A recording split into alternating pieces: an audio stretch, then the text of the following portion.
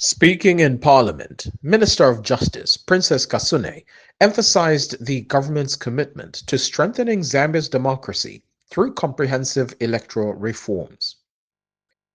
She announced that the Electoral Commission of Zambia, ECZ, has formed a technical committee involving political parties, civil society, and legal experts to assess the key areas of reform. Some of the key proposals under review include delimitation of constituencies, amending Articles 58 and 68 to allow ECZ to adjust electoral boundaries for fairer resources and resource allocation, resignation and fresh nominations, preventing election cancellations when a candidate resigns, reducing costs. Also, increased representation with ensuring more women, youth, and persons with disabilities are represented in Parliament. Reintroduction of MPs in councils, where amending Article 153, subsection 2 to allow MPs to participate in local governance. Election petitions and by-elections, setting clear timelines for petition rulings and reducing frequent by-elections. Nominated MPs and term harmonization, expanding the number of nominated MPs and streamlining parliamentary terms. The government intends to deal with only non-contentious issues. Only so as to address the lacunae or the gaps identified in the Constitution. The identified non-contentious issues shall then be published in the Gazette for 30 days before the introduction of the bill for first reading in the National Assembly. So, to garner wide and inclusive consensus on these very issues, especially through you, members of Parliament, as the representative of the people.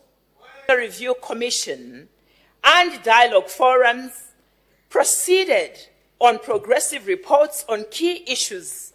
Among these issues are as follows: enhance the representation of the marginalized members of our society, particularly women, youth, and people with disability. The other issue included in all these commissions, delimitation of constituencies, as also highlighted in the 2019 Electoral Commission of Zambia report under the then leadership of the Patriotic Front. The inclusiveness or the inclusivity of members of Parliament back to the council, or should we say to the local authority. The electoral petitions that we have witnessed as a country, by-elections, elections of mayor and their term, qualification of those who can be considered for the secretary to the cabinet, and indeed the time frame and the appointment of the AG or the Attorney General and the Solicitor General.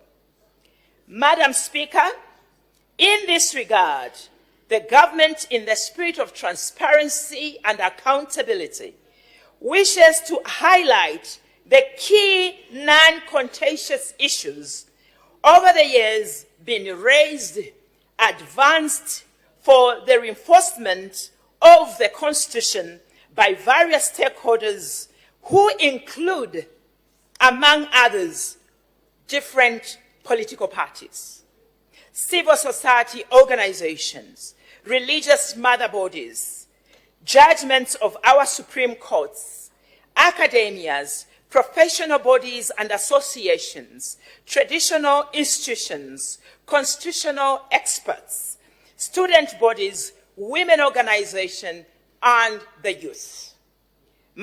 Minister Kasune assured Parliament that the ECZ will publish its final recommendations soon, after the extensive stakeholder consultations. Jimmy Kanasha, Revelation News.